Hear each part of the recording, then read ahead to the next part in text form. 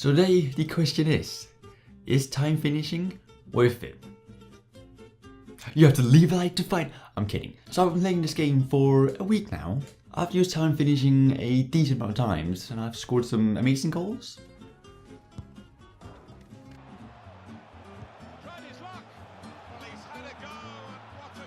I've also missed. It's black and white.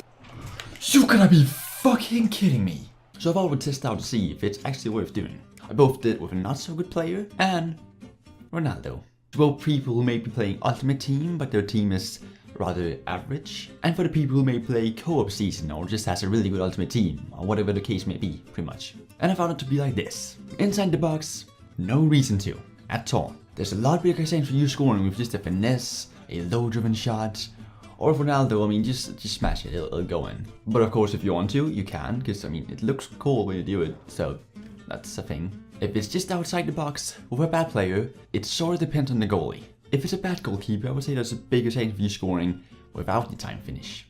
But with a good goalkeeper, I would say there's a bigger chance of scoring with the time finish. And when I say there's a bigger chance of scoring, it's like if the average player was to try the two things, and then which one he would score on the most out of like 10 attempts or something. So if you get the perfect time finish, there will always be a bigger chance of you scoring. So with a good player, it doesn't really matter what goalkeeper there is. There's not really any need. I mean, you can do it if you feel like it, but it's not going to affect you that much. Far outside the box, with a bad player, time finishing is probably your only chance of scoring. Especially if it's a good goalie. Because without the time finishing, scoring from there is probably around 1 in 40, maybe. With a good player, I would still recommend it. But with like a bronze goalie, a silver goalie, may not be necessary. But with a decent goalie, think about doing it. And otherwise, a trick I like to do, if it's far out, it's a lot bigger chance of you scoring if you flick it up and then do a time finish.